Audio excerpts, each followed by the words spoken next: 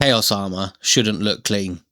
It shouldn't look factory fresh. It should look ancient, brutal, and barely holding together after centuries of war. So tonight, instead of blending in perfect transitions, we're doing something way more suitable for a Red Corsair Terminator. Whenever I paint Chaos Marines, I always try to think about where the armour's been, boarding actions, gunfire, rusting away in some warped battlefield somewhere. This is why I'm going to start with a really dark, gritty, desaturated red. Instead of blending normally, we don't want the army to feel too heavy right from the beginning. And the best part with stippling is, you don't need perfectly smooth coverage. In fact, the texture actually really helps sell the effect. We're slowly building colour through broken layers of paint. It's rough, it's uneven, but that's exactly what works so well for Chaos. The important thing here is getting most of the paint off the brush. If the brush is overloaded, you'll lose all that nice fancy texture. I'm mainly focusing the brighter reds towards the higher part of the armour. What I really like about this technique is how natural the transitions look over time. You're not sitting for hours trying to force the perfect blend. You're letting the layers blend themselves gradually and naturally. Every brighter colour covers a slightly smaller section, and eventually your eyes will do all the blending for you.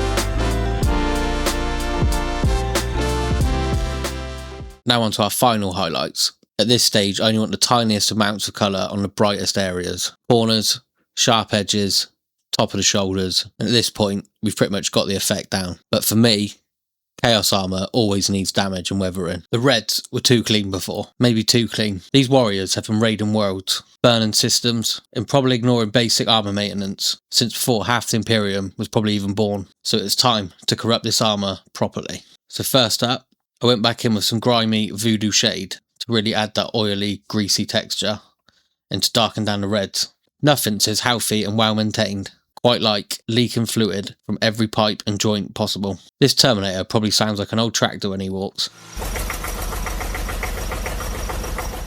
Next up, I've cracked open the AK Interactive Wet Ground.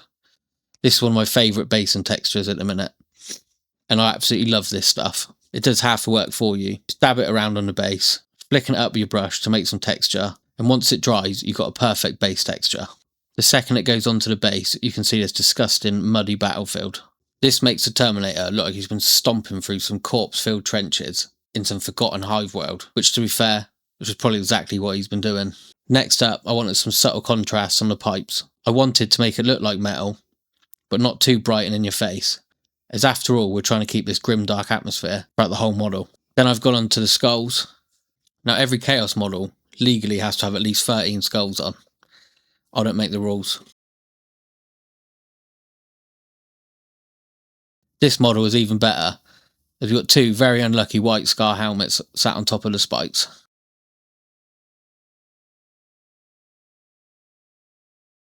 At this point, the model already looked pretty brutal, but I still have one more trick up my sleeve, because no Grimdark warrior is complete without some weathering powders.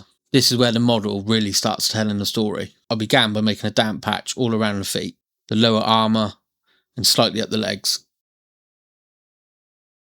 Almost like years of grime, oil, and dust have piled up around the feet. Just like this armour hasn't been cleaned since the Horus Heresy.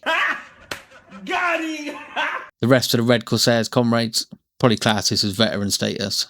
Next up, I've gone straight in with the raw powder straight out the pot, lightly stippling and dry brushing on the areas where I think the dust would gather the most.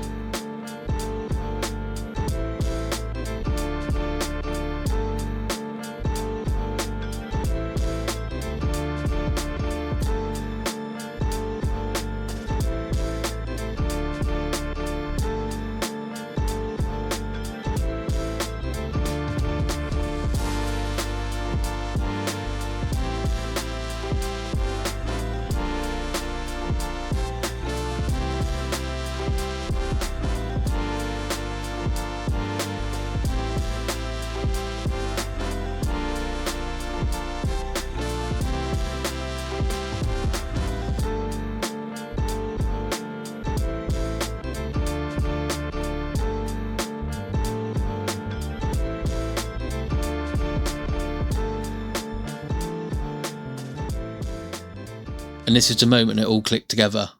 The reds stopped looking just painted. The metal stopped looking metallic. The whole miniature suddenly felt real. Just like this Terminator has spent years boarding ships, fighting through toxic ash storms, and punting Marines down corridors for fun. This thing doesn't look parade ready anymore. It looks tired, violent, and ancient. Exactly how chaos should feel. And honestly, this is my favourite part about Grimdark painting. It's not about perfection, it's about storytelling. Every stain, every scratch, every patch of rust and grime makes us feel like it's really part of the Warhammer universe. A universe where nobody's having a good time, except maybe a Nurgle. He's probably having a fantastic time. And there we have it, our Red Corsair Terminator, fully dragged through the abyss. From bright reds to filthy, war-torn armour covered in grime, and enough weather and powder to make my hobby desk look like Forge World exploded. Let me know in the comments, what is your favourite Grimdark technique? Are you team oils, team enamels, team pigments, or team inks? Or do you just throw Agrax Earthshade and hope for the best? And if you enjoyed this video, stick around because I've got plenty more Grimdark techniques, painting experiments, and chaotic hobby nonsense coming here very soon on Benji Paints. So subscribe if you're into Warhammer, Grimdark painting, and turning perfectly good miniatures into absolute battlefield disasters. I'll catch you in the next one.